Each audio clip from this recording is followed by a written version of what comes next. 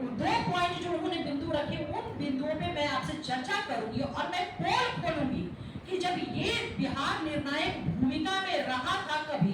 केंद्र में यूपी की सरकार में, तब इन्होंने क्या किया था। तो उसकी मैं पोल आप लोगों के समक्ष रखना चाहती हूँ। 2004 में आपको याद होगा कि बिहार में यूपीए ने राष्ट्रीय जनता दल ने को बिहार की जनादेश ने 22 सीटों पे दिया था और 2 सीट लोकसभा की झारखंड से राष्ट्रीय जनता दल को मिली थी। तो टोटल 24 सीटें 2004 में राष्ट्रीय जनता दल को मिली थी और यूपीए को 218 और 59 सीट सीपीआई जिसको लेफ्ट कहते हैं, कुल मिलाकर के 277 सीटें हुई थी, जिसमें राष्ट्रीय जनता दल का 24 सीट था। और मैं आपको एक और बात बता दूं कि उस वक्त जो मंत्रिमंडल का गठन हुआ था उसमें राष्ट्रीय जनता दल को 8 मंत्रिमंडल में जगह मिली थी, जिसमें 3 कैबिनेट में जगह मिली थी, 5 राज्य मंत्री बने थे। कांग्रेस को 3 कैबिनेट मंत्री परिषद में रखा गया था, 2 राज्य मंत्री बने थे और एलजेपी जो स्वर्गीय Ramvilas Paswan ji 1 cabinet minister LJP से बने थे। तो कुल मिलाकर के 12 मंत्री 2004 में यूपी की सरकार में बने थे। जब 12 मंत्री बने थे तब उस वक्त राष्ट्रीय जनता दल के नेता आदरणीय लालू प्रसाद यादव जी ने तो विशेष राज्य के दर्जे की मांग सेंट्रल से नहीं की थी। तब उस दौरान उनको इस बात का ज्ञान नहीं आया था कि बिहार को विशेष राज्य के दर्जा मिले या फिर कास्ट सेंसस हो। 2024 में अब उनका कहना है कि 2024 में बिहार निर्णायक भूमिका में है सेंट्रल की गवर्नमेंट को लेकर के। ये तो विमर्श का विषय है, क्योंकि हम सभी जानते हैं कि डेमोक्रेसी में, लोकतंत्र में निर्णायक भूमिका मजबूत होना या कमजोर होना ये संख्या बल के आधार पर है। हम सभी जानते हैं, हम लोगों को पता है कि अभी देश की जनता ने जो जनादेश दिया है वो किन पॉलिटिकल पार्टियों को कितना कितना दिया है। बिहार में जनता दल यूनाइटेड को 12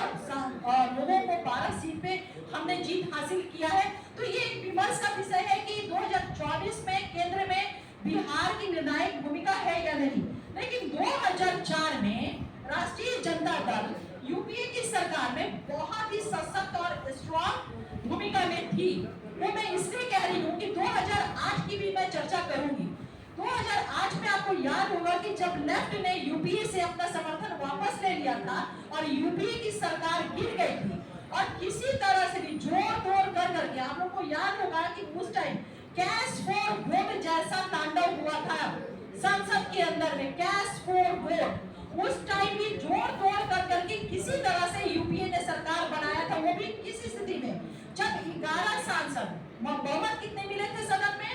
268 और 272 का भी आंकड़ा यूपीए नहीं पूरा कर पाई थी। 268 उसको मैंडेट मिले थे, बहुमत मिले थे संसद के अंदर, और वो भी सरकार इसलिए बन पाया कि 11 सांसदों ने वोट नहीं दिया था।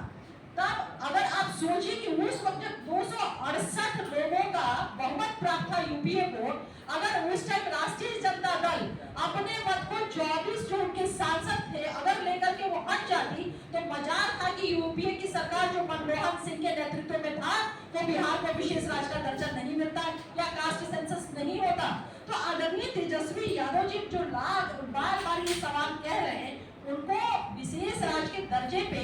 बोलने की आवश्यकता नहीं है। देश की जनता ने और बिहार की जनता ने हमारे नेता नीतीश कुमार जी को क्या करना है और किस बात के लिए मैंडेट दिया हुआ है, हमें पूरा एहसास है अपनी जवाबदेहियों का। जब से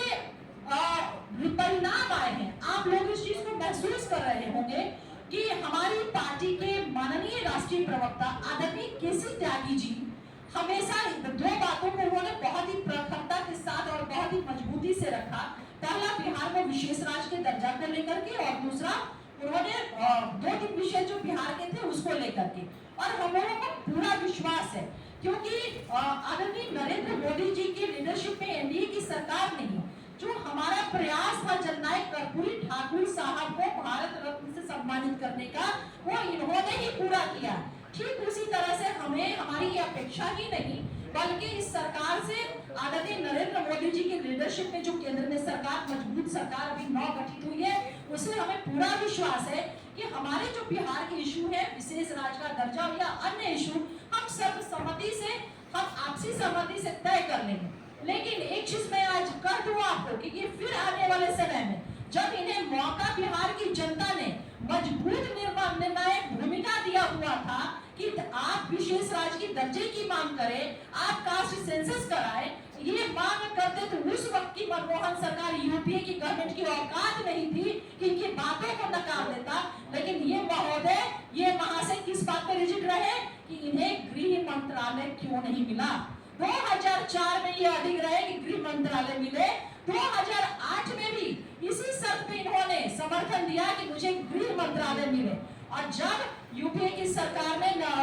आदरणीय मनमोहन सिंह जी के जो प्रधानमंत्री काल था, उनका गृह मंत्रालय नहीं इन्हें मिला, तो 2009 में किस तरह से ये आदरणीय स्वर्गीय मुलायम सिंह यादव जी के साथ मिलकर के फोर्थ फ्रंट का गठन करके अलग चुनाव लड़ा था। तो मुझे लगता है ये बात आप लोगों के माध्यम से उन तक पहुंचा दे कि बिहार का विशेष राज्य का दर्जा हो या अन्य जो हमारे इशू है, ये सारा जनादेश बिहार की जनता ने आदरणीय नीतीश कुमार जी को दिया हुआ है। वो बखूबी इस बात को उठा रहे हैं और ये हम लोग को पूर्ण विश्वास है कि हमारी ये जो इशू है वो जरूर डिसाइड होंगे। लेकिन आने वाले समय में तेजस्वी यादव जी फिर उसी तरह से झूठा बयान देना शुरू करेंगे कि अरे हम ही ने तो कहा था कि बिहार को विशेष राज्य का दर्जा मिलना चाहिए, नीतीश कुमार जी को उठाना चाहिए, बिहार निर्णायक भूमिका में। ठीक उसी तरह से जिस तरह से हमारे नेता नीतीश कुमार जी ने लाखों नियुक्ति पत्र युवा और युवतियों को बांटे, बिहार के डेवलपमेंट के लिए काम किया,